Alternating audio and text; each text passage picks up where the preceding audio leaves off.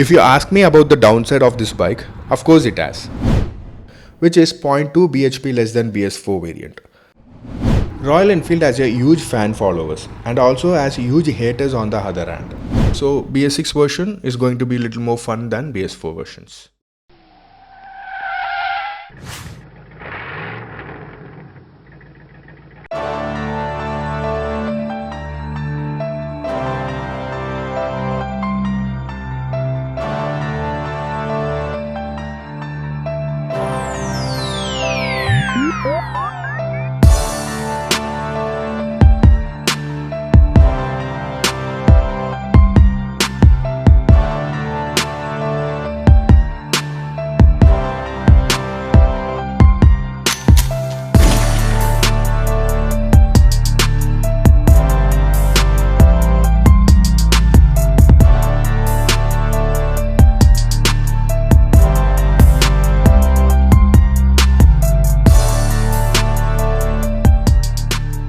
Hello friends, welcome to Moto360.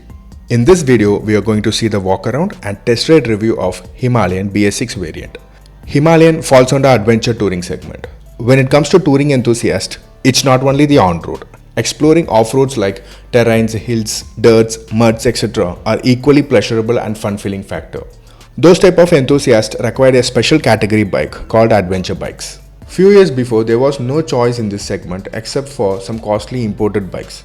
To fulfill this, Royal Enfield launched the affordable adventure segment bike in the form of Himalayan. This was launched with great expectations in the market. Its performance and off-road capabilities made Himalayan one of the favorite touring machine among the enthusiasts. Of course, it had a lot of issues in the previous versions. However, Royal Enfield kept upgrading the Himalayan in every version they launched. Here is the 2020 BS6 variant. Let's take a quick look on the upgrades and added features. There is no big surprising upgrades when it comes to engine. Since it was already an FI system in the previous version, this version is also an FI one. But to meet BS6 norms, it gets upgraded ECU. And this new can-shape attachment in the silencer is the increased catalytic converters. O2 sensor and onboard diagnostic tool is added in this variant.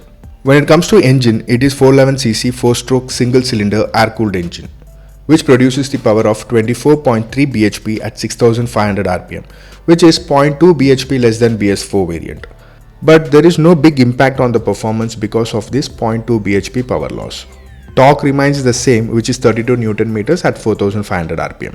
The next noted feature is you can switch off the rear wheel ABS in this version. In previous versions, ABS was standard and it restricted the fun factor of this bike on off-roads. Now, if you want, you can do some drifting and sliding in off-roads. You can switch off only the rear wheel. Front wheel is still standard and you cannot turn off. So BS6 version is going to be a little more fun than BS4 versions. Azorus light is also provided in this version, which is a welcome feature for your touring machine. Himalayan stickering in the body is a bit plain in this version. I personally like the previous CNC cut style stickering. And stickering in the front wheel guard is also missing. Bike's front suspension is 41 mm telescopic forks with 200 mm travel distance. Front disc is 300 mm and front tire is 90/90 21-inch tire. In the rear, suspension is monoshock with linkage. It has got 180 mm travel distance. Rear disc is 240 mm and rear tire is 120/90 17-inch tire. Tires are Seat make off-road tube tires and wheels are spoke wheels. Bike's headlight is classic round shape with halogen lights. Turn indicators are bulb lights. Tail light is made of LED. This is the hardcore touring mission, so it comes with some touring elements as standard. For example, it comes with a tail rag in the rear and metal holders around the tank, so you don't have to look aftermarket products to fix your saddle, luggage and tank bags, and it seems to be very reliable so far. Fuel tank capacity is 15 liters. The sleek design helps you hold the tank while riding in standing position. Silencer is fixed little upwards, so you don't have to worry in the off-roads. Footrest support you in off-road.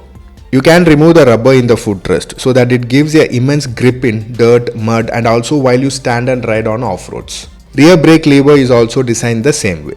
When it comes to dimensions, length is 2190 mm, wheelbase is 1465 mm, seat height is 800 mm.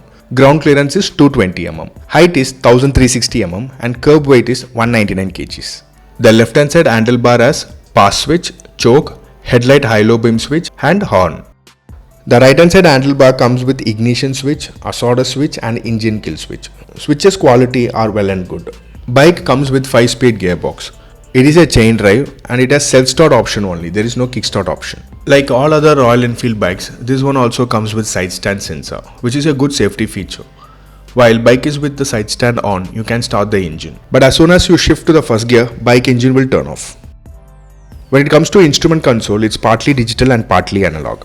Speedometer, tachometer and fuel level indicator is in analog. However, odometer and others are all in digital. Compass is provided in instrument console. It shows the first letter of the direction in console. This is a useful feature while touring. When compared to other Royal Enfield bikes, Himalayan has a fully engaged and futuristic instrument console, I would say. It has a lot of indicators like neutral indicator, turn indicators, battery indicator, engine malfunction indicator, high beam indicator, ABS indicator in console. In digital console, it has 2 trip meters, clock, temperature reading, etc. Switch for ABS control and switch for mode navigation is also available in the instrument console. In BS6 version, Himalayan has got new light theme in the instrument console. Night visibility, light illumination are all well and good. BS6 Himalayan has got new 2 color variants added, and so there are 6 color variants available totally. When it comes to price, Himalayan doesn't have any variations on specs or cosmetics. Price difference is for color variants. In this, Snow White variant is the minimum price variant. Dual tone variants like Rock Red and Lake Blue are the top variants. Also there is Gravel Grey, Granite Black, Sleet Grey color variants available. When compared to BS4, BS6 variant has 8,000 rupees price increase. I shall provide you the price details in the description box. Let's go for the test drive. My height is 5'10", my leg is placed well and it centers head peg. Also I am seated very comfortably. Handlebars are wide and seating posture is upright. You can see here my leg is planted well on ground. So riders above 5'6" or 5'7" can sit comfortably in this bike. Before we start, let's hear the exhaust sound of this bike.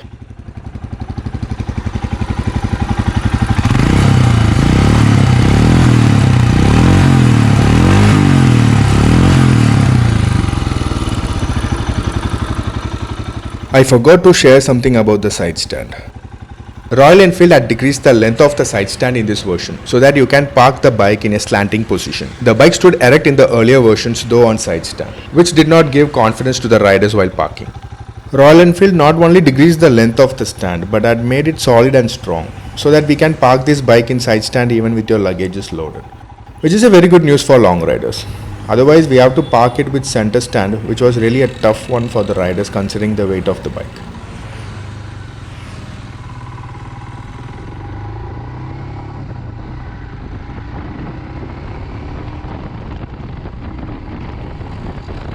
This bike has got nice torque engine. It is not aggressive torque engine because initial pickup is linear. Bike has got linear power delivery, I would say. Low end and mid range is the performance zone of this bike. When compared to previous versions, gear is smooth now. It's no more that old notchy gear. Bike has got taller gear ratio. This makes city traffic rides little uncomfortable, but this mission is for highway. And taller gear ratio is absolutely perfect for highway rides.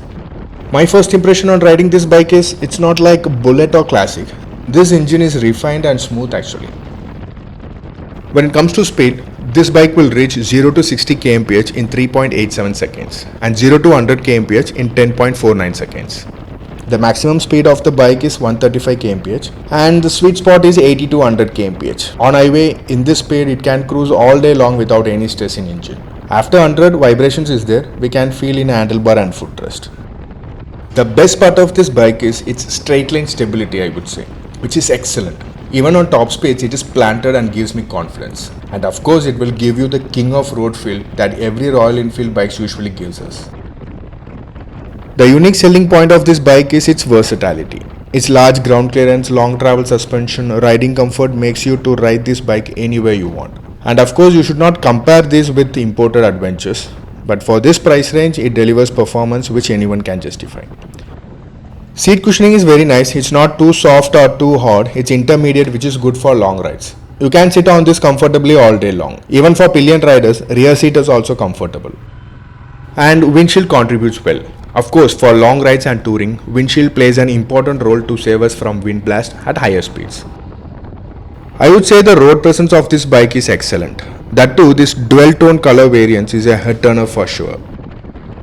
When it comes to mileage, 32 to 36 kmpl is an average climb number. With the 15 liters fuel tank capacity, you can travel 450 to 500 kilometers range at a single fill. Maximum capacity fuel tank is always good and handy for long touring missions. Royal Enfield claims that they have improved on braking performance in this version. It will stop at 60 to 0 kmph in 23.42 meters, which is a good braking power for this heavy bike. ABS is also working well and gives you more confidence. ABS is on by default every time you start the bike. If you want, you can switch it off. That too only for the rear wheel, as I already mentioned. If you ask me about the downside of this bike, of course it has. Weight is the first factor, which is increased by 5 kg in this version. And a high turning radius makes it little uncomfortable while riding in the city traffic. And also you may feel the weight is too much in most of the situation while off-roading. And for 2 lakh price range, it lacks some modern features when compared to its competitors. Bluetooth connectivity, LED headlights, USB charging port, etc. are lacking. Next is the vibration factor. You can feel the vibrations when you do red lines and after 100. But still, this is far better than Classic and Bullet, I would say. Engine is refined when compared to those bikes. Finally, about its service. Feedback from the existing customers says few service centers are not doing good job when it comes to customer satisfaction. But I hope Royal Enfield is working on it to get this fixed. Royal Enfield has a huge fan followers and also has huge haters on the other hand. I'll tell you why it is. It is purely because of misconception. Royal Enfield bikes has character for it. It meant for calm and composed riders, mature riders. It gives you feel good factor and king of road feel while riding. Royal Enfield bikes is not for aggressive rider. There is the problem. Aggressive riders who are supposed to ride bikes like Duke or R15 and when they buy Royal Enfield bikes and try to ride it in aggressive manner, there comes the issue. Royal Enfield bikes are not meant for racing, tracking or cornering.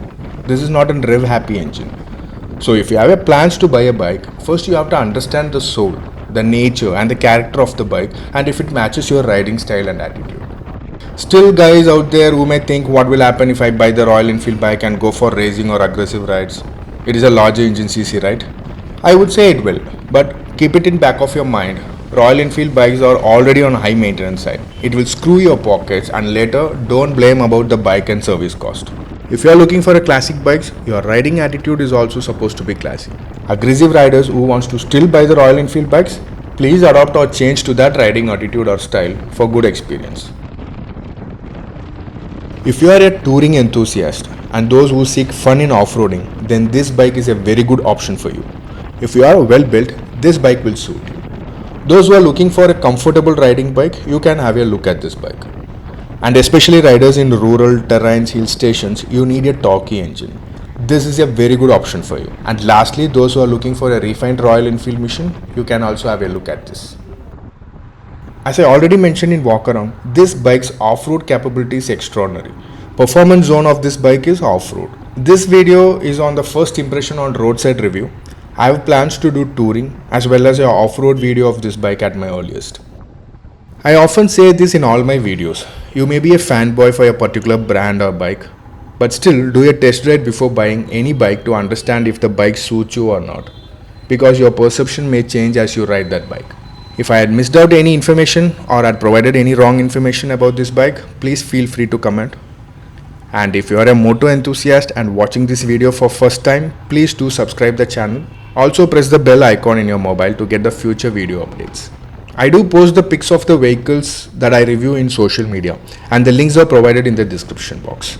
Just by a click you can have a look. Please do follow me. Please share this video to your friends and relatives who have plans to buy Himalayan. Hope you like this video and hope it was useful. If you like this video, encourage me with your likes and comments.